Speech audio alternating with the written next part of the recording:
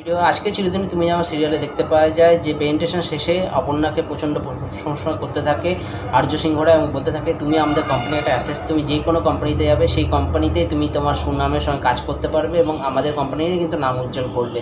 এদিকে আর্য যখন বেরিয়ে যাবে তখন সেই কোম্পানির চেয়ারম্যানের সঙ্গে একবার কথা বলে নেয়। এদিকে অপর্ণা বাড়ি যায় এবং আর্য বাড়িতে গিয়ে ভাবতে থাকে অপর্ণাকে যেই করেই হোক কিন্তু আমার কোম্পানিতে ফিরিয়ে আনতে হবে, তারপরে ভাবা যাবে। এবার বাড়িতে ফিরে যাওয়ার পর অপর্ণা বাবা মাকে বলতে থাকে আজকের প্রেজেন্টেশনটা খুব ভালো হয়েছে। অপর্ণা বাবা মা বলে তুই মনে হচ্ছে খুব ঠকে গেছিস, কারণ প্রচণ্ড কাজ করতে হয়েছে।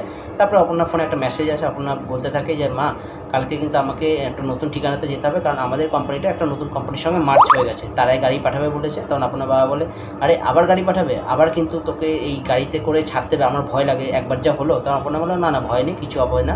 তারপরে এবার দেখা যায় অপর্ণা গাড়ি করে সকালবেলায় নতুন কোম্পানি নতুন ঠিকানাতে পৌঁছিয়ে যায় এবং সেখানে গিয়ে দেখা এটা তো আর্য সিংহরার অফিস, আবার কি এই অফিসে যেতে হবে। অপর্ণা ভয়ে সেই অফিসে যেতে থাকে এবং তারপরে সবাই ওয়েলকাম করে না অপর্ণাকে এবং অপর্ণার নতুন কোম্পানির চেয়ারম্যান বলে আমাদের কোম্পানির শেয়ার 70% কিনে নিয়েছে আর্য সিংহ রায়, তাই আমাদের এখানে এই কোম্পানিটাকে মার্জ করা হয়েছে এবং এখান থেকে সমস্ত কাজ কিন্তু করতে হবে। এবার আর্য আসে এবং অপর্ণাকে বলতে থাকে অপর্ণা তোমার এই কোম্পানিতে ফিরে আসাটা বোধহয় একটা ডেস্টিনি, এখন থেকে আমাদের সঙ্গে একই সঙ্গে কিন্তু কাজ করতে হবে, আমার এই কোম্পানিটা একটা পরিবার। কিন্তু অপর্ণা যে পুরোপুরি অখুশি সে ব্যাপারটা কিন্তু বোঝা যাচ্ছে। এদিকে কিন্তু দেখা যাচ্ছে কিঙ্কর মীরা তারাও কিন্তু এই ব্যাপারে কিন্তু অখুশি এবং তারপরে কিন্তু আর্যকে সাইডে আর্য যখন কথা বলতে চায় অপর্ণার সঙ্গে সাইডে গিয়ে, তখন অপর্ণা বলতে থাকে আমি ভেবেছিলাম আমাদের হয়তো দেখা হবে না, আমি সব কিছু ভাগ্যের উপরে ছেড়ে দিয়েছিলাম, কিন্তু এবার বোঝা যাচ্ছে ভাগ্যের সামনে টাকার জোর বেশি, আপনার টাকার জোর আছে বলে কিন্তু আপনি এই কোম্পানিটা কিনে নিতে পেরেছিলেন।